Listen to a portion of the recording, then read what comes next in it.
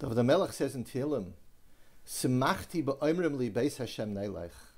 Tremendous simcha, we're going to the Bais Hamikdash.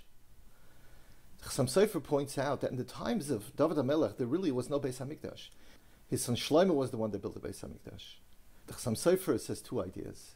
The first one is that we know that if someone has a mitzvah to do, and he is not able to do it for whatever reason, if he learns about those halachos, HaKadosh Baruch Hu considers it as if he's actually doing the mitzvah. And David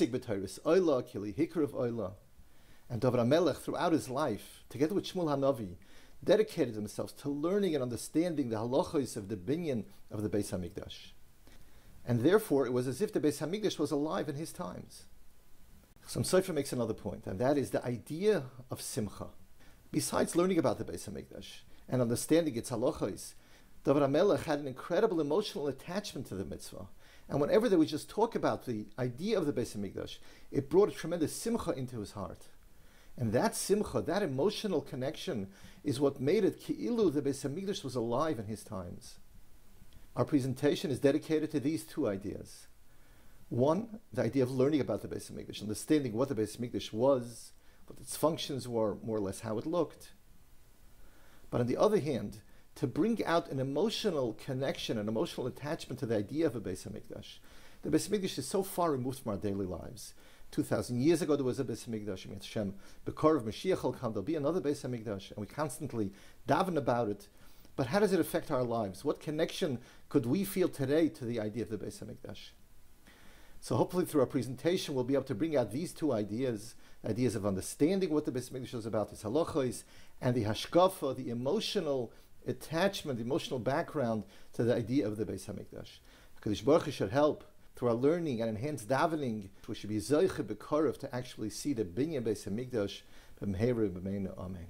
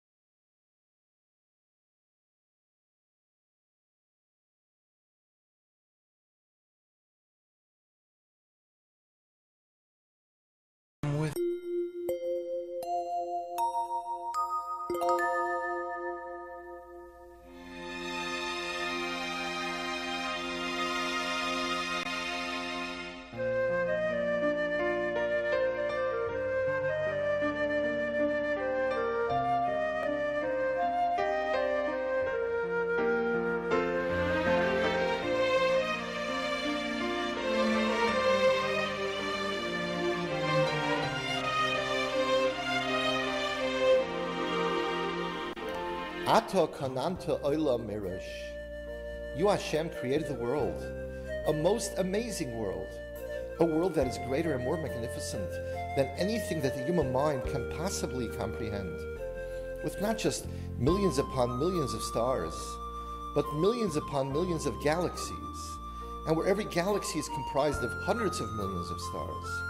Together numbers that the human mind cannot possibly comprehend. And yet Chazal tell us that Nis Ave HaKadosh Baruch Hu Liyos Loidira B'Tachtonim, that what Hashem wanted more than anything else was to make for himself a home in our little world. Heil Hashem Elokecha Hashemayim Mishmei Hashemayim Ha'aretz V'chal Asher Ba. Hashem is such a vast and incredible universe out there. But Rak Ba'aveisecha Choshek Hashem, only in our forefathers did Hashem have this desire, Li'ahava Oisam, to love them and to become close to them.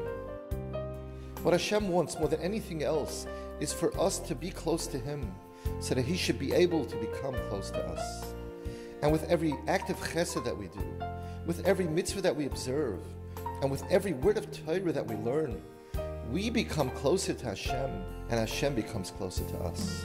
Sheha'adam lo nivra elis anegal Hashem. Man was created for the sole purpose of becoming close to Hashem, and to derive great pleasure from the warm glow of the Shechina HaKadoshah.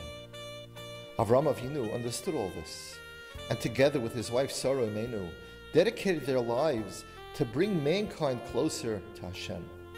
But the world was not ready for this high level of spiritual life. And Avraham Avinu was unfortunately not able to fulfill his dreams. Like Avraham shekasav b'har. Avraham Avinu saw the open awareness of Hashem in this world as a great mountain, where even if a person is far away from this mountain, all he needs to do is lift up his eyes and he'll still be able to see the greatness of this mountain. So too a person would be able to see and feel the greatness of Hashem. But the world was not up to it, and Avraham Avinu was not able to realize his dreams. Like Avraham shekasav b'har. Yitzchak Avinu realized this, but yet he hoped that even if the world was not ready for such a high spiritual life, at least maybe it could accept a bit of a lower level, as is represented in the field. A field, while being lower than a mountain, is still quite accessible and is still able to be seen from a considerable distance. But yet, sadly, the world was not ready even for this level. And Chazal tell us, Loi ki Yitzchak shekasav b'sadeh, Elo ki Yaakov shekara bayis. Yaakov Avinu realized that as long as the world is not up to it, and until the world is not ready for this level of his galus, of awareness of Hashem, the open awareness of Hashem can only be experienced in a Rishus HaYachid, in a private setting. And whoever wants to become close to Hashem will have to go up and go into this bayis, this house, where there he would be able to experience the radiance and warmth of Hashem. HaKadosh Baruch Hu asks of us to build him a home where he'll be able to get together with his beloved children and his children with him. Everything that was built in the Bais Hamikdash is merumaz and is symbolic of the incredible love that Hashem wants to have with Klal Yisrael and the closeness that He desires of them. Shlomo HaMelech, upon the completion of the building of the Bais Hamikdash, writes in Shir Hashirim, "Apiryon also loy HaMelech Shlomo me'atzei halvonoin." Shlomo HaMelech built this most magnificent palace for Hashem. Me'atzei halvonoin, amudav asa kesev, rifidasai zohov, merkevei argaman. From the most precious and most beautiful material available, Shlomo HaMelech built the Bais Hamikdash. However, toichai, the essence, the pnimius of it all, is rotzuf ahava, is the intense warmth of the love, the ahava that Klal Yisrael wants to have with HaKadosh Baruch Hu, and HaKadosh Baruch Hu with Klal Yisrael.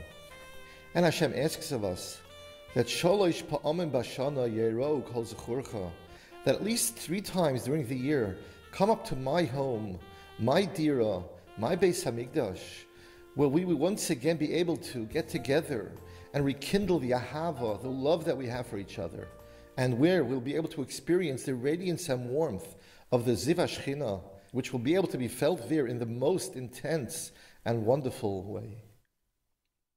However, before we actually get to go into our virtual Bais Hamikdash, let's talk a bit about the Mokoim HaMikdash, the mountain where the Bais Hamikdash was built upon. For that place itself shows the intense love that Hashem has for Klal Yisrael.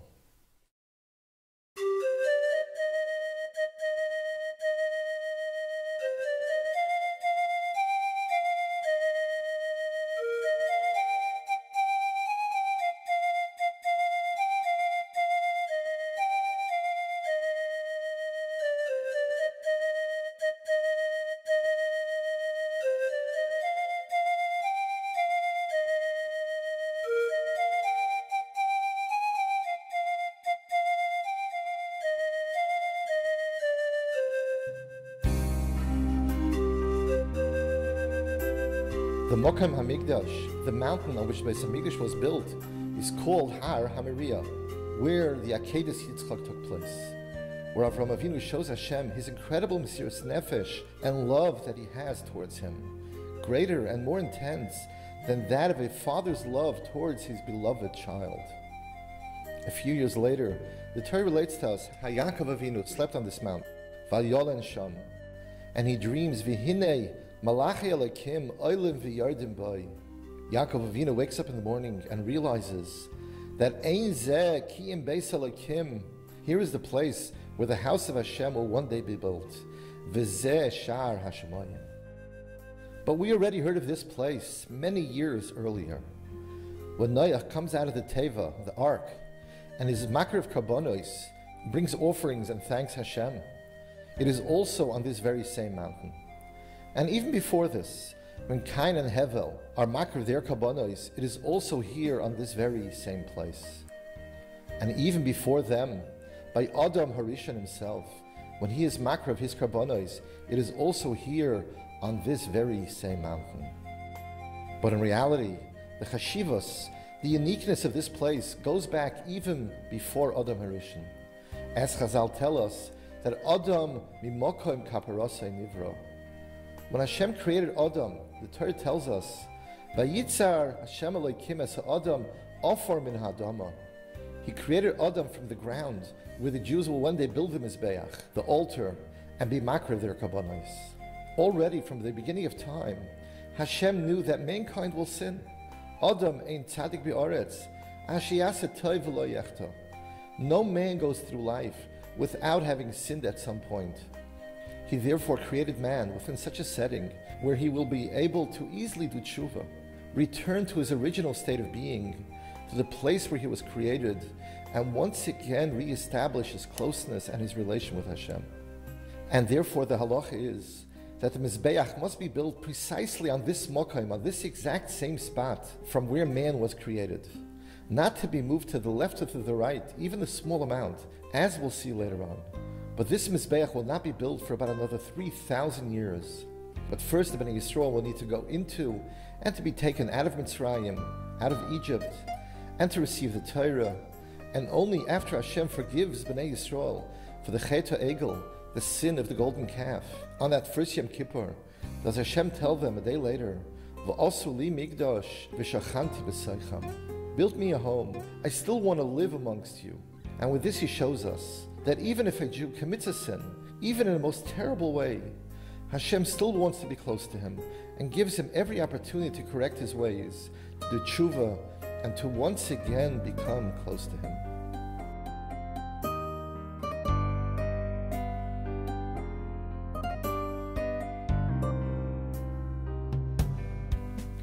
The Mishkan went along with the Bnei Yisrael during the next 39 years that they wandered in the Midbar, in the desert, plus another 14 years in Gilgal, throughout the years that they conquered and divided Eretz Yisrael. Afterwards, the Mishkan was set up in Shiloh, but not out of wood as it was originally made, but out of stone. Here was the first Mokom Kavua, the first permanent place of the Beis Hashem, where it stood for 369 years, throughout the years of the Shoftim, the judges, until the times of Eli HaKohen, the last of the Shoftim. Towards the end of his life, there was a terrible war with the Plishtim, where both of Eli HaKohen's sons were killed, and the Aron with the Luchais fell into the hands of the Plishtim. After being under their control for about 8 months, they returned the Aron back to the Bnei Yisrael, because wherever they kept the Aron, a Magefa, a plague, would break out in that area.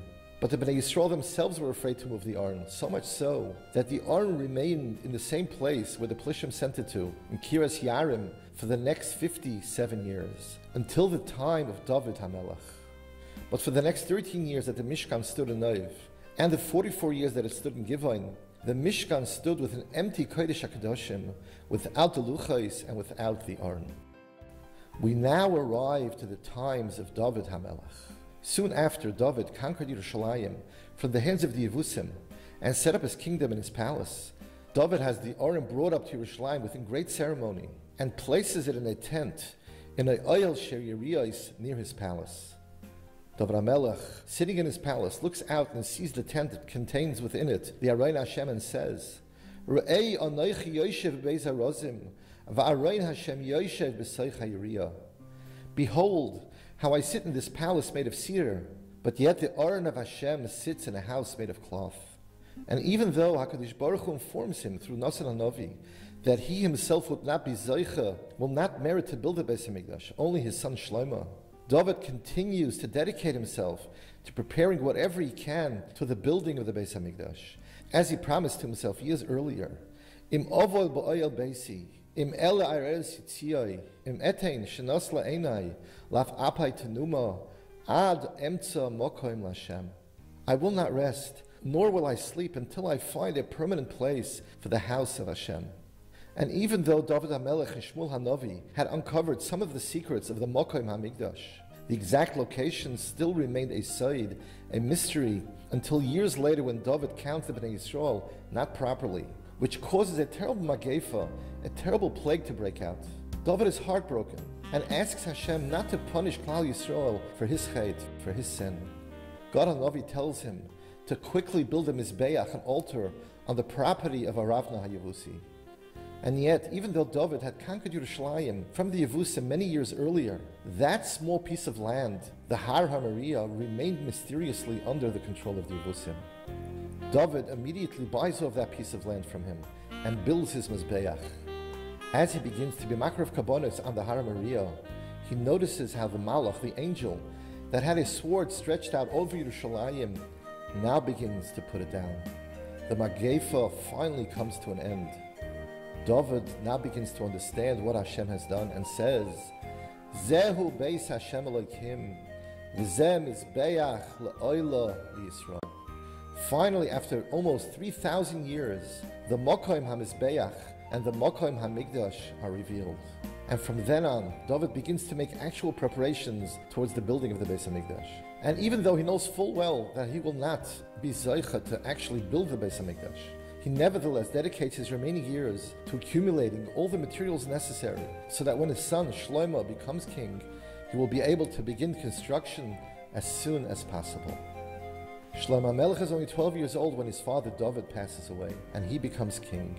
4 years later, he begins the construction of the Bais Hamikdash. Upon its completion 7 years later, Shlomo HaMelech writes Shir HaShirim, which Rabbi Akiva the Tana calls Kodesh HaKadoshim, where Shlomo HaMelech brings out the pnimius, the essence of the intense love that HaKadosh Baruch Hu has towards the Bnei Yisrael. The day that the Bais Hamikdash was completed, Shlomo HaMelech calls Yom Chasunasoi Yom Simchas Liboy.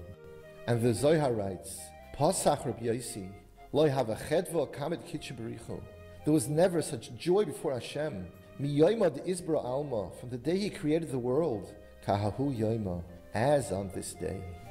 Finally, the world arrives at its intended tachlis, to its intended purpose. Kad Izbnei Mikdasha, Va'almin Kulu Ishtalimu B'Shleimus Achada. Once the Bais Hamikdash was built, the world came to its ultimate completion. HaKadosh Baruch Hu finally has his Dira B'Tachtainim, where he will be able to get together with his beloved children.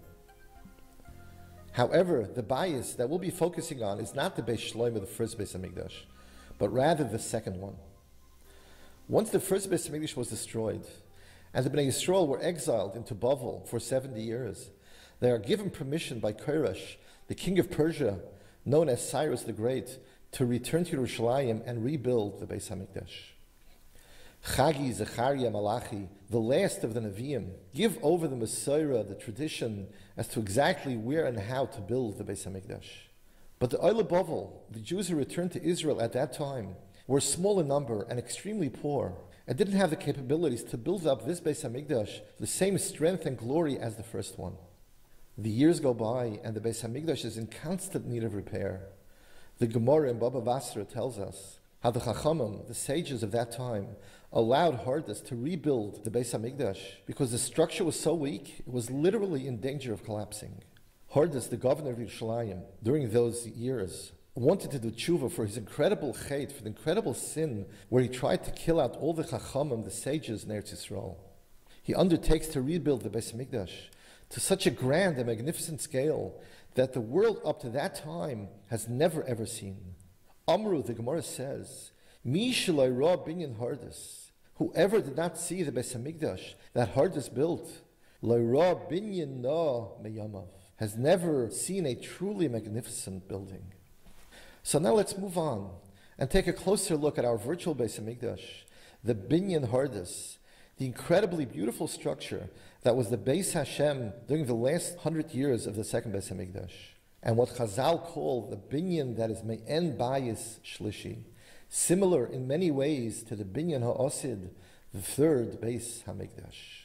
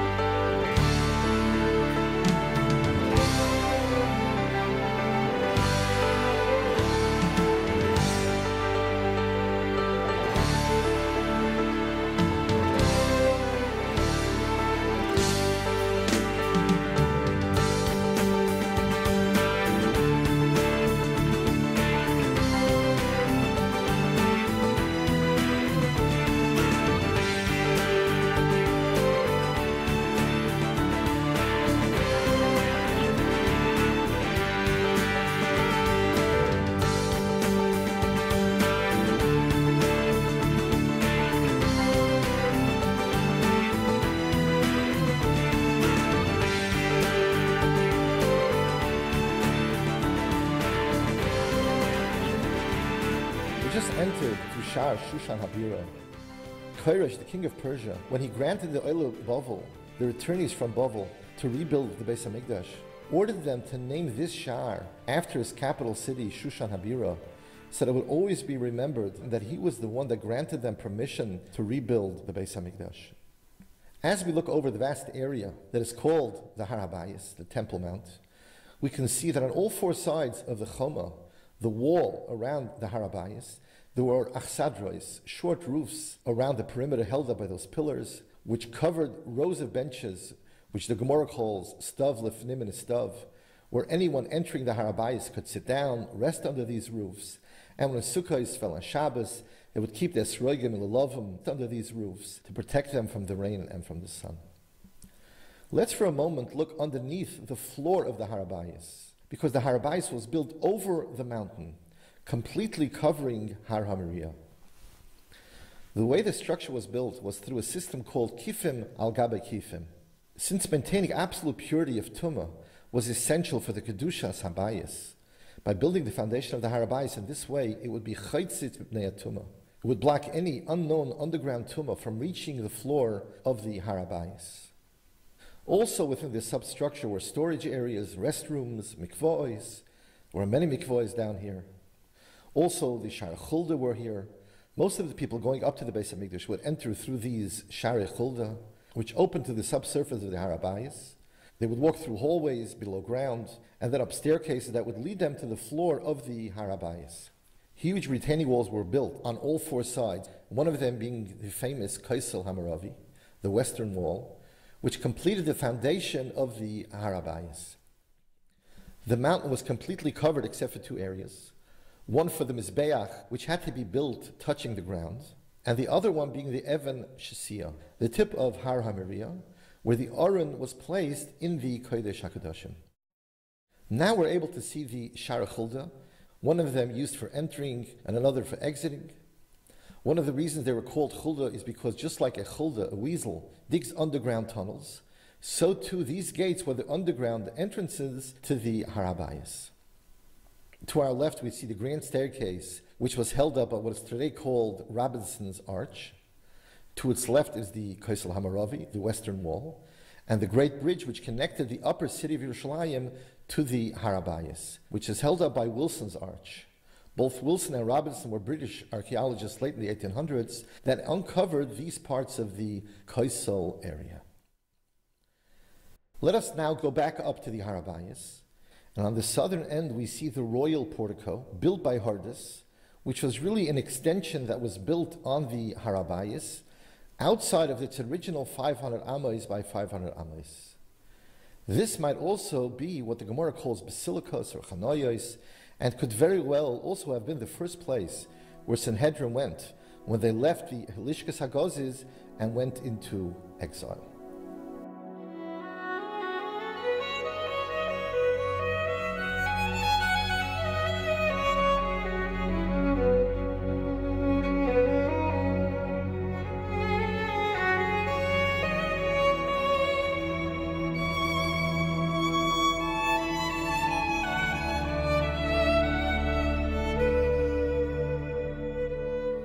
We'll begin our tour by examining the outside walls of the Azoros, on the Tzafon or northern side.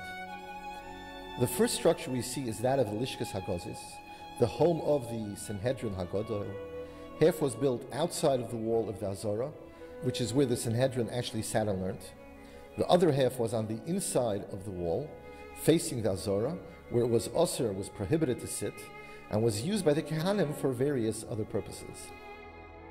The next door we see was that of the Lishkas Parhedrin, which is introduced to us in the Mishnah Yuma, Shivas Yamim Koidim Yom HaKippurim, Afrishin Kohen Gadol, Mebeisa, Lishkas Parhedrin. This is the place where the Kohen Gadol spent during the 7 days before Yom Kippur while preparing and learning about the avodah that he'd need to do on Yom Kippur. There's really an interesting discussion in the Gemara as to where the Lishkas Parhedrin actually was, whether it was here on Tzafon side or on the other side, meaning Durham or south.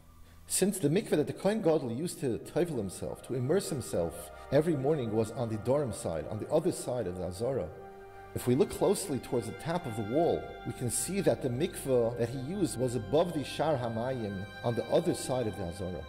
Therefore, the Gemara reasons that if the mikveh he used each morning was on Durham side, so too would his living quarters be on Durham side. Why would we put his sleeping quarters on the extreme opposite end of the Azorah, which would mean that each morning when he got up, he would have to walk around the outside perimeters of the complete Azorah in order to reach the mikveh, since going through the Azorah would be prohibited to him before he actually immersed himself in the mikveh. Therefore, the Gemara reasons that the Lishkas Parhedrin must also have been on the other side, on the Durham side. The Gemara, however, answers, Adrabah. We do indeed make life uncomfortable for the Kohen Gadol during those 7 days, so that if he is a tzedaki and is not really very sincere about doing the avodah, he would resign and allow someone else to take his place. Next is the Bais Hamikdash.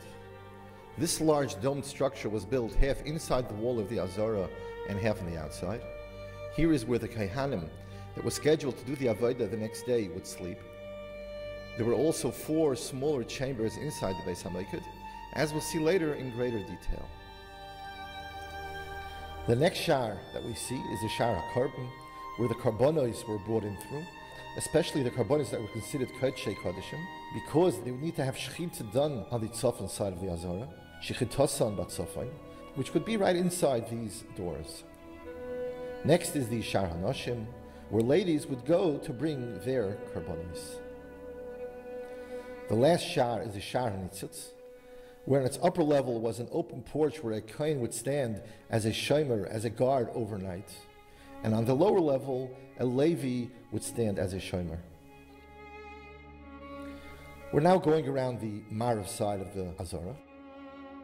From here we can see the back of the Bais Hamikdash, the Heichel, as it was called, the side where the Kodesh HaKadoshim actually was. Here on the Azorah walls were 2 small entrances, 2 small doors, where between them a Levi stood as a shomer every night. We're now standing on the Durham side of the Azorah, where the first shar that we see was the Shar HaDelek, where wood or fire that was used on the Mizbeach would be brought in from. The second shar is the Shar HaBecheros, which was used as the entrance for the karbonos that were Kodeshim Kalim, which were permitted to be slaughtered throughout the Azorah, even here on the Durham side. And this was symbolized by the Chorban Bechor, which was also a Kodeshim Kalim. The next shar we see is the Shar HaMayim, which was used to bring the water that was to be used for the Nisach HaMayim on the Mizbeach during the Yom Tov of Sukkos, which was right inside these doors.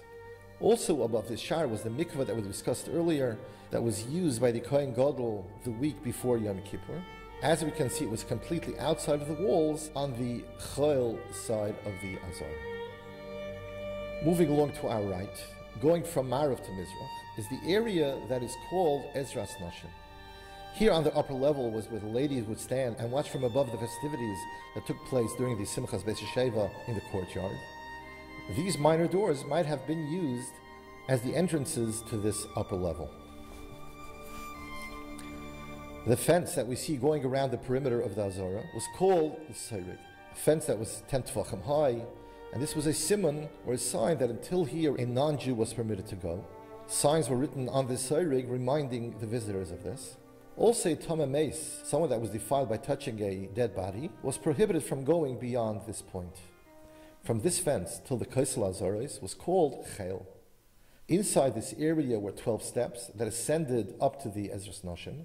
Each step was a half amma high, so that the Ezras Noshim, being that it had a higher level of Kedusha than the Harabayas, was also physically higher by 6 amos.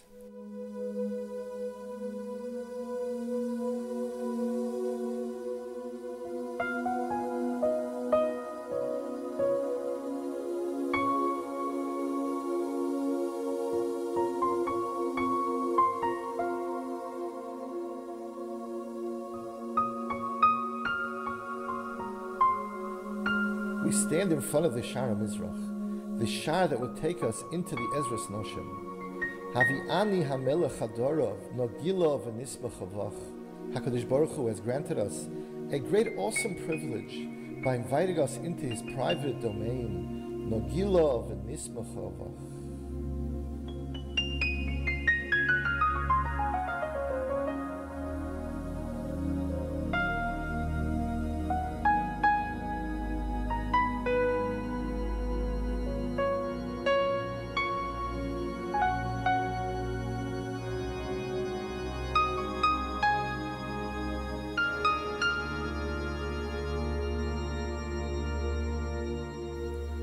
The Ezras Noshim was 135 amos by 135 amos. Above, on the surrounding walls, was the upper level where ladies would stand while watching as the festivities took place on this level. On the 4 corners were 4 lishkais, 4 chambers, and also Sanhedrin had a small chamber inside the Ezras Noshim. In the Mizrachis finest corner of the Ezras Noshim is the Lishkais Ha'etzim. The Lishkas Ha'etzim was the chamber where they checked and stored all the logs that were to be used on the Mizbeach. These logs had to be free of any imperfection, as no worms or any unsightly blemishes were permitted. They were checked here in the Lishkas Ha'etzim by Kohanim Balei Mumim, that is, Kohanim that were unfit to do the regular Avodah. First we see the large logs that were used for the Marocha Gedola, the main fire on the Mizbeach that was used to burn the Karbonos. Here we see smaller logs that were used for the Marocha Ketana, a smaller fire on the Mizbeach that was used for the Keteris. Alongside them are the Alisa, twigs that were used to ignite the larger logs. And last are the square blocks, 1 amma by 1 amma, for the Shnei Gizrei Eitzim that went along with each of the Karbonos to meet them. Carbon Tomid Shel Shachar and Tomid Shel Bein Harabayim, the 2 daily Karbonos that began and ended the Avodah in the Bais Hamikdash. We're now heading towards Lishkas HaNazirim, which was on the Mizrachis Duraimis corner of the Ezras Noshim.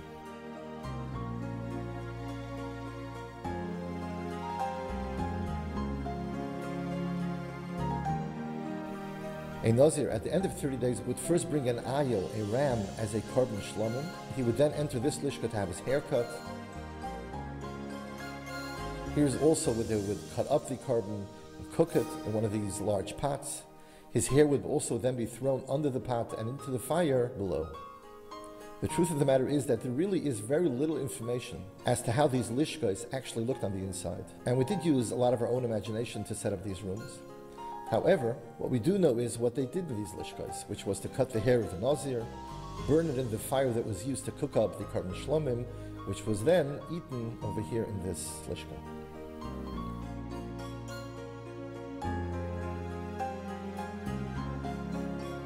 We're now turning towards the Marav side of the Ezras Noshim, and on the Durham side we find the Lishkas Bais Hashmanya, the chamber where they stored the oils that were used for the menorah and for the menachos.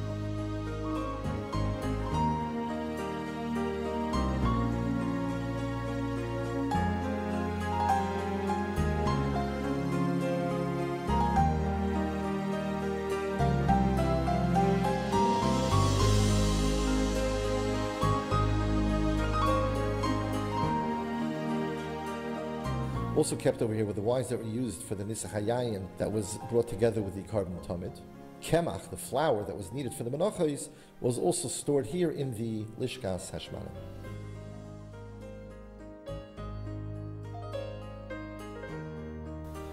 In the Maravis finest corner of the Ezras Noshim is the Lishkas HaMetzirim. In there was a mikvah where the Mitzarim would immerse themselves before they would walk up these steps that led to the Shar Niknor and receive their kapara from the Kohen. On both sides of these steps that lead up to the Ezras Yisrael was the Lishkas Klei Shir.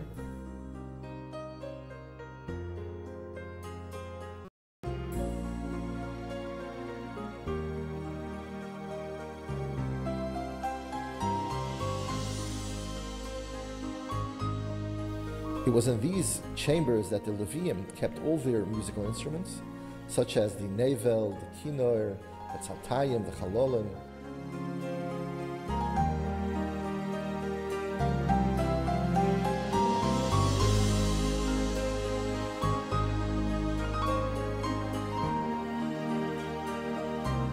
And while these lishkos were entered through the Ezras Noshim, as we just did, the lishkas themselves were completely underneath the Ezras Yisrael, meaning that its roof was actually the floor of the Ezras Yisrael.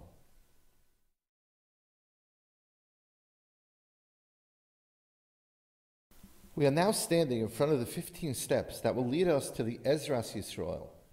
These 15 Shir HaMalos lead up to the magnificent Shar Niknor, which Niknor had commissioned from the finest craftsmen in Alexandria, Egypt, to be constructed especially for this purpose, and was brought to the Bais Hamikdash with great mesiras nefesh. And while all the shorim of the Mikdash were covered with gold, these two doors were left in its original copper because of its exquisite beauty and the mesiras nefesh that Niknor had in bringing them here. Havi'ani el Bais Hayoyin v'digla yolai ahava. HaKadosh Baruch Hu brings us into His house, the Bais Hayoyin, which refers to the Nisach Hayoyin that was done on the Mizbeach, where over there the intense Ahava, the intense love that Hashem has towards Bnei Yisrael will play itself out.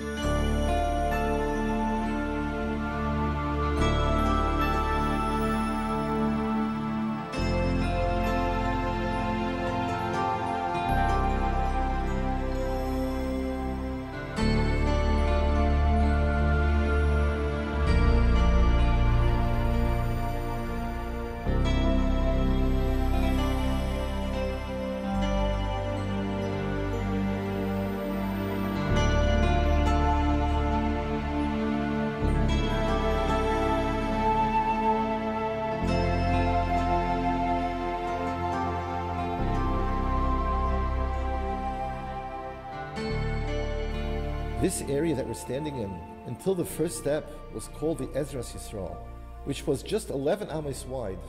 This step of 1 amma high was an indicator that from here on in was a higher level of Kedusha, and was called Ezras Kaihanim, where mostly only Kaihanim were permitted to go.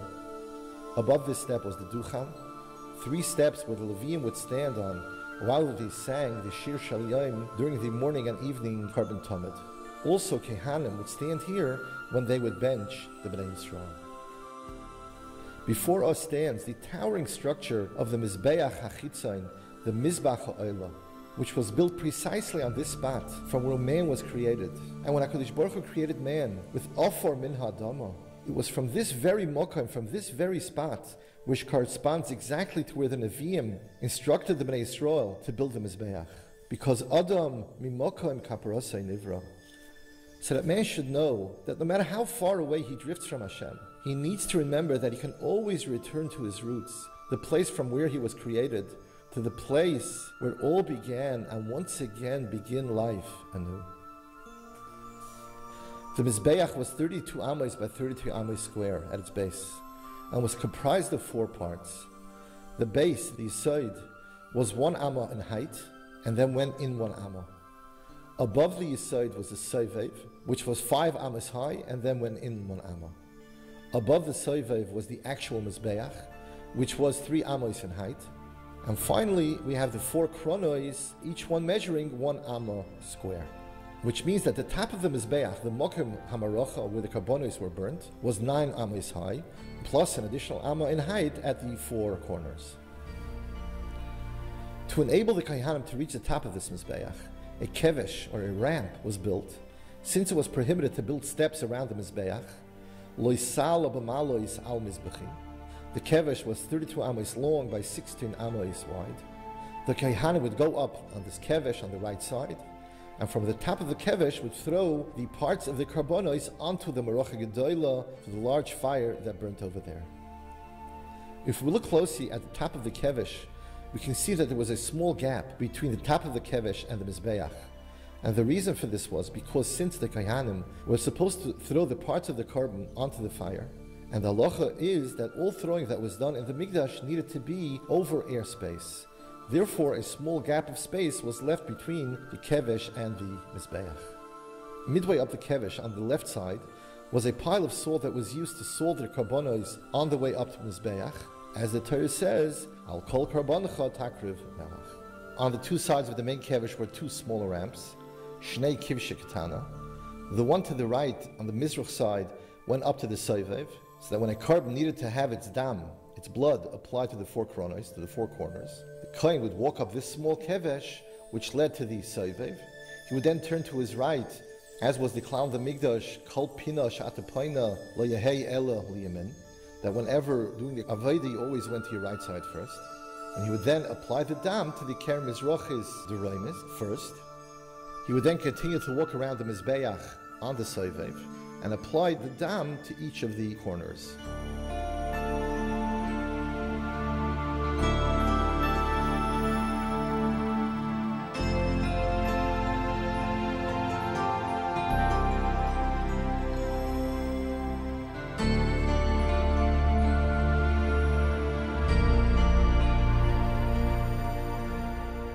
At that point, he would then go down on the small kevesh on the Marav side and spill out the remaining dam into a hole that was on the Yesod Deraimi.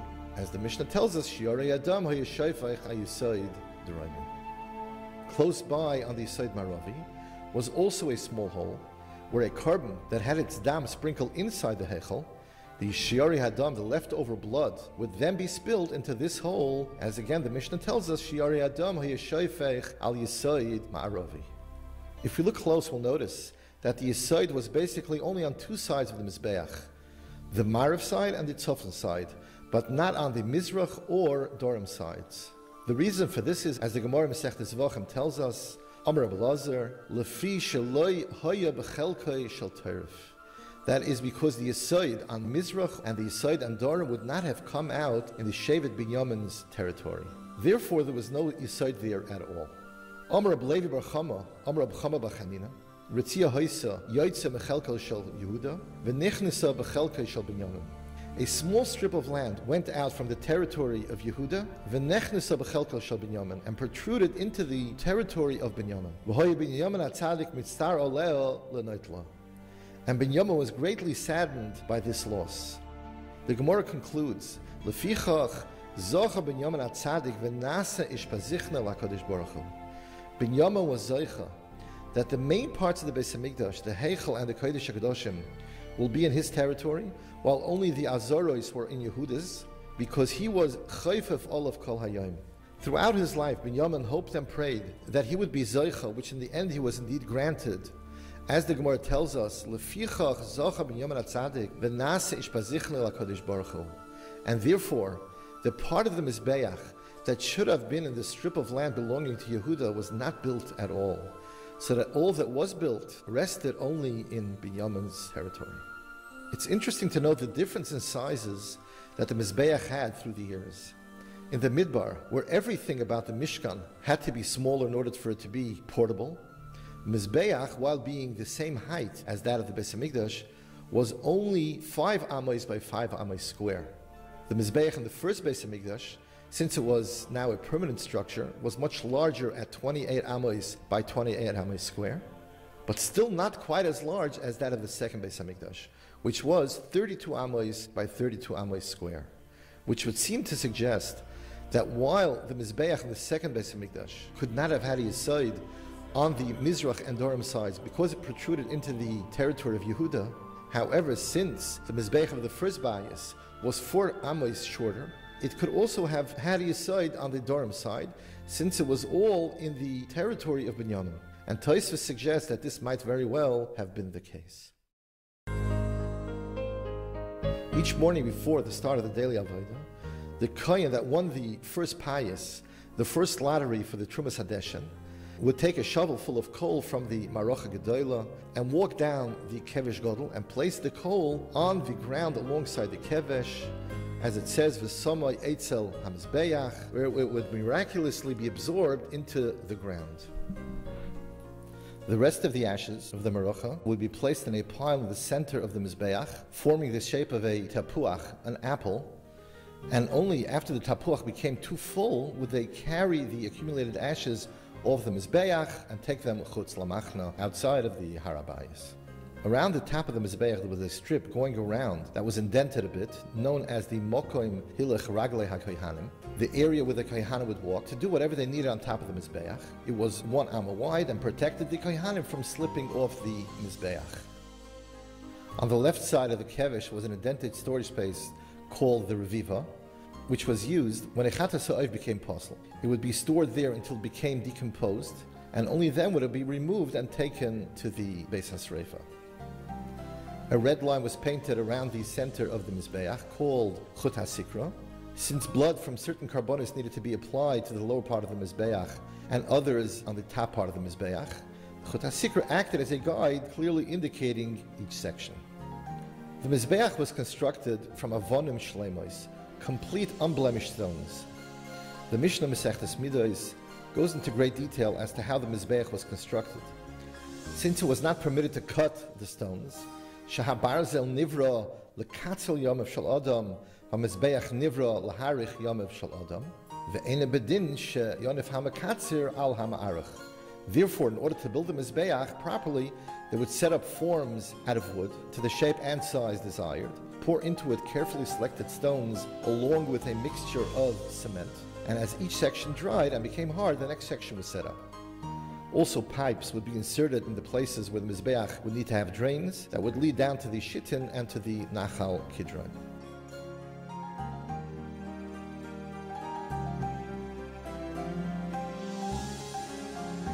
Once all 4 sections were in place, they would plaster the complete Mizbeach to give it a nice smooth surface.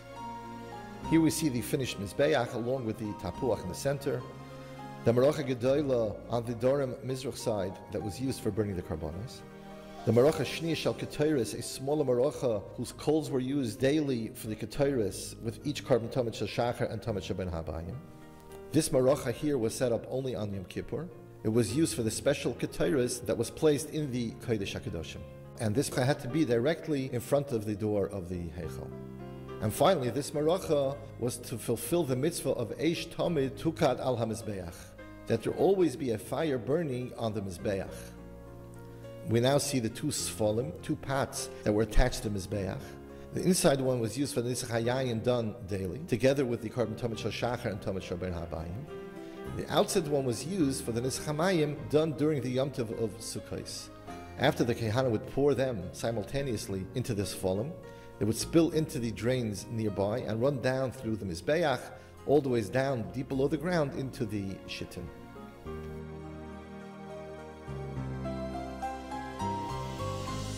We're now standing alongside the Mizbeach and looking towards Tzafon, where we see the area known as the Bais Hamikdash, where they would shech the karbonos that were Kodesh HaKadoshim, as it says, Shechatosan bat Tzafon, meaning on the Tzafon side of the Mizbeach. To the far side we see 2 large doors that were the Shar Bais Hamikdash, which were used to enter the Bais Hamikdash from within the Azara. Because, as you recall, the Bais Hamikdash was built half in the Kodesh part of the Azara, which opened up here, and half protruded outside to the Chel with doors that opened out to the Harabayis.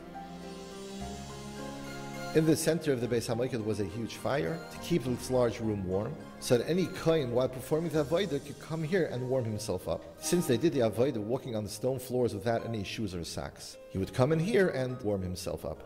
Also in the Bais Hamikdash was the area where the kohanim that were scheduled to do the avodah the next day would sleep here on these roivdim, large steps that ran around the perimeter of the Bais Hamikdash. On the side that was considered chayil, of course, since on the kodesh side it was even prohibited to just sit down.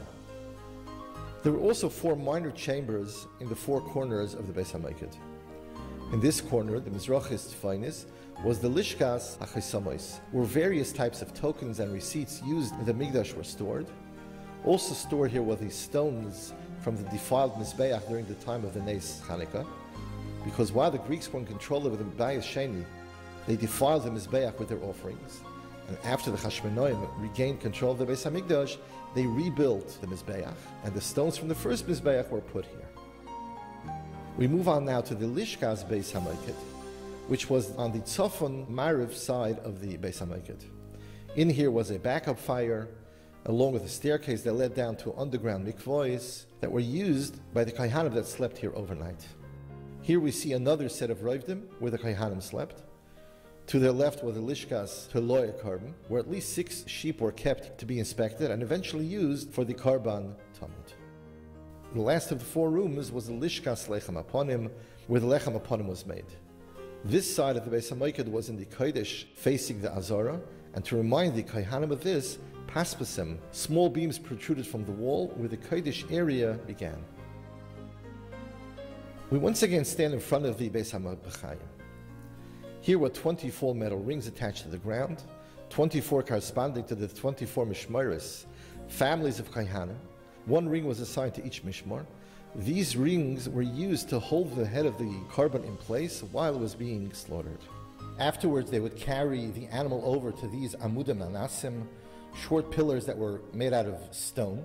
Above them were the revim shel erez, wooden blocks that had 3 metal hooks protruding from the 3 sides. It was here that the karbanos were skinned, cut up, and washed down in preparation to be taken onto the Mizbeach. We now move on to the area that is called Ben Ha'ulam LeMizbeach, the Ulam being the first room inside the Heichel to our right, and the Mizbeach to our left. This area had a higher level of Kedusha, of holiness, than the rest of the Azara, so that Kohanim, Balei Mumim, who are unfit to do the Avodah, were not allowed to go here. In this area was the Kiyar, which was used by the kohanim to wash their hands and feet each day before they would perform any avodah. The kiyar, in its original form, had 2 faucets, one towards the top used in the morning and one towards the bottom used in the afternoon, when the water was lower. Shlomo Melech, during the first Bais Hamikdash, added another 10 kiyars alongside the original one. During the second Bais Hamikdash, Ben Kitten Kohen Gadol added another 10 faucets to the kiyar, which allowed the 12 kohanim that prepared the korban tamid shel shachar to wash their hands and feet all at once. In the beginning, the water that was left in the kiyar at the end of the day was spilled out, and new water had to be brought in each morning because of the problem of lina, meaning that any water left overnight had to be spilled. Ben Kittan constructed a muchni, a creative pulley system whereby the kiyar would be submerged in a nearby mikveh overnight, and each morning, instead of replacing the water, they would pull up the kiyar full of water using this muchni.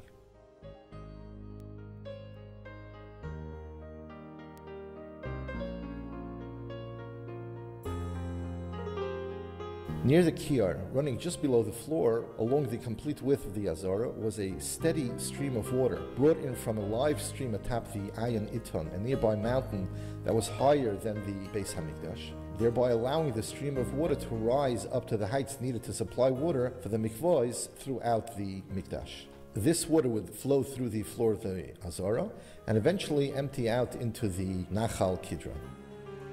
Here we see a large tile that covered a tunnel leading to the Shittim that was used by the Kohanim to clear any drains from the Mizbeach that had become clogged.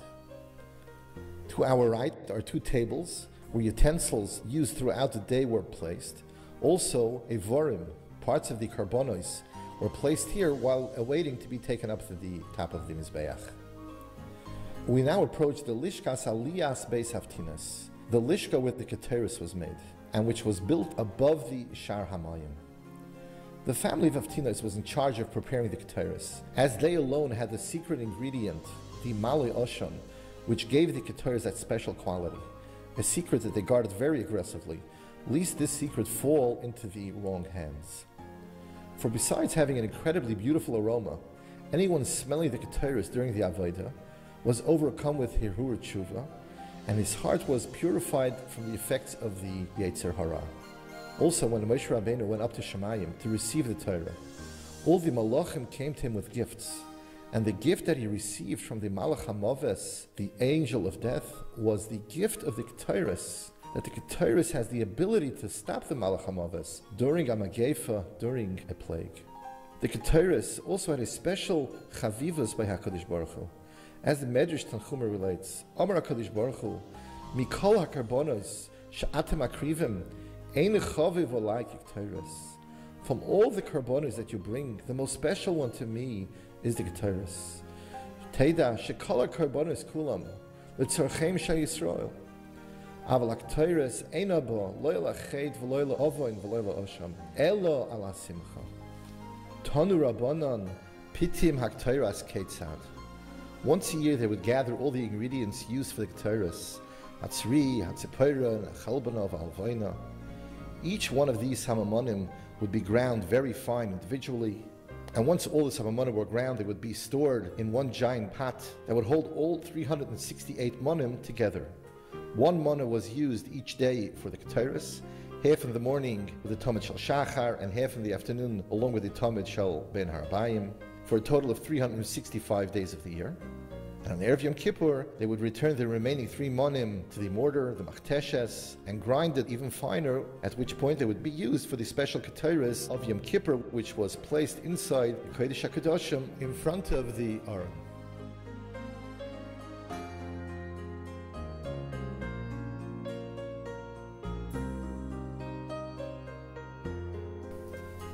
On the Droimis Mizrachis corner of the Azara were 3 small lishkos. The first one being the lishkos Hamadichim, where the innards of the karbonos were washed down. Also here was a staircase that led up to the roof of the next lishka, the lishkas Haparava, where on its roof was a mikvah that was used by the Kohen Gadol on Yom Kippur. The Beis HaParv itself was where all the skins of karbonos were salted. And the third lishka was the lishkas Hamelach, where the salt used for the karbonos was stored al kol karbancha takriv melach that was kept over here. Here was the lishkas Eiseh Chavitin, where the milchas Chavitin, which the Kohen HaGadol needed to bring each day, was prepared. On the left side of the Shar Niknor was lishkas Pinchas HaMalbush, where all the Bigdei Kahuna, the clothing used by the Kohanim during the Avodah, were stored. We now finally arrive to the main part of the Bais Hamikdash, the Heichal.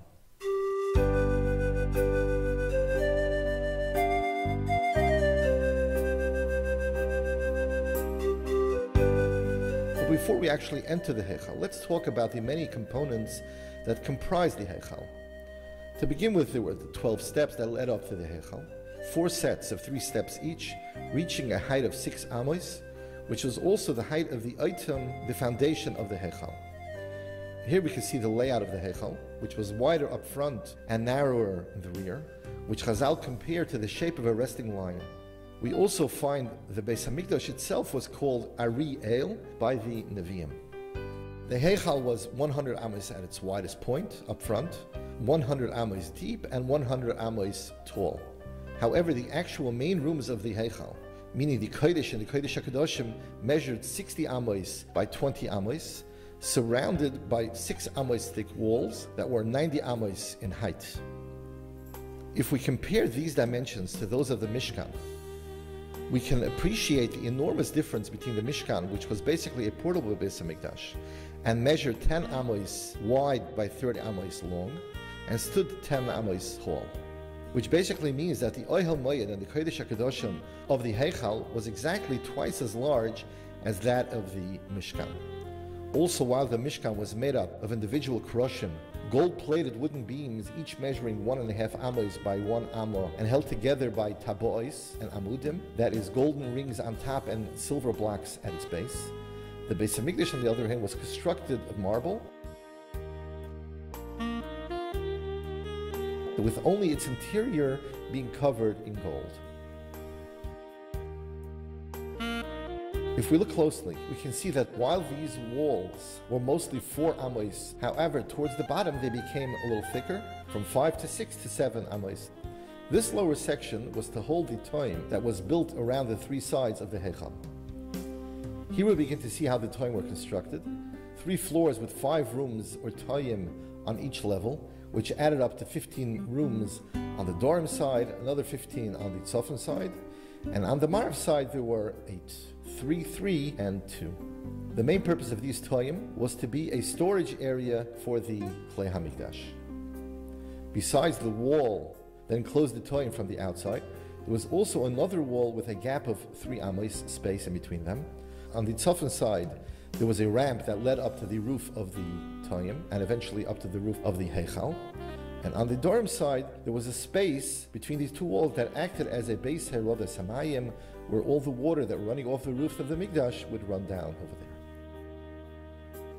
The Heichal was divided into 2 floors, the lower level being the actual Heichal, with the upper level which also had the same degree of Kedusha, and was used as a geniza to store kalim of the Heichal that were replaced over the years, such as during the second Bais, the menorah was upgraded several times, and the old menorahs were stored in this upper level. Towards the back, the Marav side of the Heichal, the last 20 amos, was the Kodesh HaKadoshim. On the upper level, above the actual Kodesh HaKadoshim, were openings on the roof floor, so that when any repairs needed to be made in the actual Kodesh HaKadoshim on the ground level, they would from the upper level lower a repairman in an enclosed box which was opened only on one side, on the side that he would actually be working, in order so that he should not look around in the Kodesh HaKadoshim while he was there. While during the first Bais, there was a 1 amma thick wall that separated the Heichal from the Kodesh HaKadoshim. However, in the Bais Sheni, which was much taller, almost 100 ammas high, so instead of building a 1 amma thick wall, which would surely buckle under, they hung a set of curtains separated by an amma space, called in the Gemara amma traxin, and this was done also on the upper level.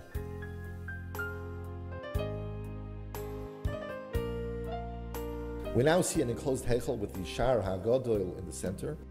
The area in front of the Heichal was called the Ulam, and on the 2 opposite ends were 2 rooms known as the Beis HaChalifim, where the Kohanim stored their knives that were used to slaughter the Karbonos.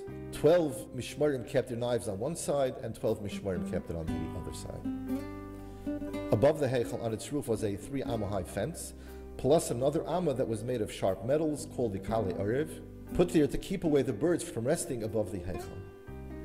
Tosfos, in the name of the Orach, tells us that this was only a problem in the second Bais Hamikdash, where there was no Shroas HaShechina. Whereas during the first Bais, since there was Shroas HaShechina, it was not possible for a bird to rest there because of the intense Kedusha.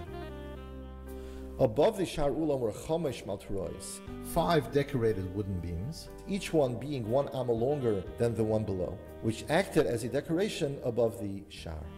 Around the door of the Shar HaGadol hung a vine of golden grapes, where whoever wanted to donate gold to the Mikdash could form it into the shape of grapes, and they would be hung over there until they were needed for other purposes in the Mikdash. Also hanging there was a magnificent menorah, an Ivreshes Shel Zohav, donated by Helena HaMalka, and each morning when the sun rose, its rays would reflect off this menorah and remind those in the Mikdash that Higia Zman Kriya Shema Shel Shachris, that it was time to say the Kriya Shema. Also, above the Shar Gadol were 2 windows that contained within them 2 beautiful golden crowns. The Pirchei Kohanim, young Kohanim, would at times climb up on these 2 golden chains to view these 2 beautiful crowns. Also, through these windows, they were able to see if any repairs were actually needed to be made in the Heichal. Also, on the 2 sides of the Shar Gadol in the Ulam were 2 tables. The right-hand one was made of marble, and the left one was made of gold. Before the new set of 12 Lechem Aponim were taken into the Heichal and placed on the Shulchan, they were placed on this marble table in the Ulam. And after the old Lechem Aponim were removed from the Shulchan, they were placed on this golden table until they were divided among the Kohanim. First marble and then gold, because of Malim B'Kodesh V'Loi Maridin. Let us now enter the Heichal Hashem, HaKadosh Baruch Hu's Dira B'Tachtonim, keeping in mind that he was the main place of the Mokoim Shrois Hashchina on this world.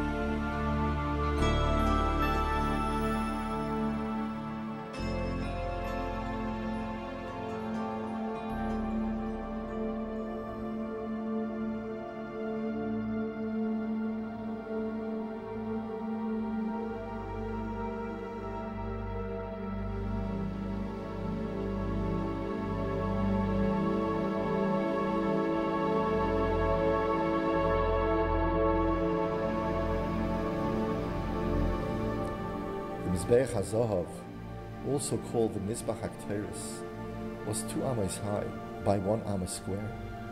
It was here on this Mizbeach that every morning and evening during the Tamid Shal Shachar and Tamid Shal Ben Harabayim that a Kohen would be makti the Kteris on top of this golden Mizbeach. The menorah, which stood on the dorm side of the Heichal, was 18 tefachim high, about the height of an average man. Every morning during the Korban Tamid Shal Shachar, a Kohen would enter the Heichal and be meitiv es haneros, clean out the remaining oils and burnt wicks from the previous night, and prepared for the afternoon where once again during the Tamid Shal Ben Harabayim he would light up the menorah which would burn through the night. Shlomo Melech added another 10 menorahs in the Bais Rishon. It was here next to this menorah in the Mishkan that Moshe Rabbeinu would stand as Hashem spoke to him from within the Kodesh HaKadoshim, Me'al HaKaporos. And whenever he would find it difficult to understand Hashem's words, he would stare into the light of the menorah, which would enable him to fully understand Hashem's words. Here we see 2 kanim, 2 stands, that were used by the Kohen Gadol to hold the Mizruk of Dam after he sprinkled them inside the Kodesh HaKadoshim on Yom Kippur. The Badei Ha'aron, which was on the other side of the Parechas, the other side of this curtain, inside the Kodesh HaKadoshim, miraculously became longer until they pushed out the Parechas, to remind us of the chibah, the love that HaKadosh Baruch Hu has towards the Bnei Yisrael from within the Kodesh HaKadoshim. The Shulchan, which held 2 marachos of the Lechem Aponim, 2 stacks of 6 chalos each, remained on the Shulchan all week long, and were replaced by a new set every Shabbos. When they were removed after being there all week, they were still fresh and warm as the moment they were baked. Lechem cham b'yom hilakchai. Shlomo HaMelech also placed an additional 10 shulchanos in the Bais Rishon. And when the Yidden came up to the Mikdash during the Yom Tovim to be Oile Regel, the Kahana would lift up the Shulchan so that the Yidden would be able to see how a warm smoke enveloped the Lechem upon him, and would say to them, look at the beautiful miracle that Hashem does to show His love for us.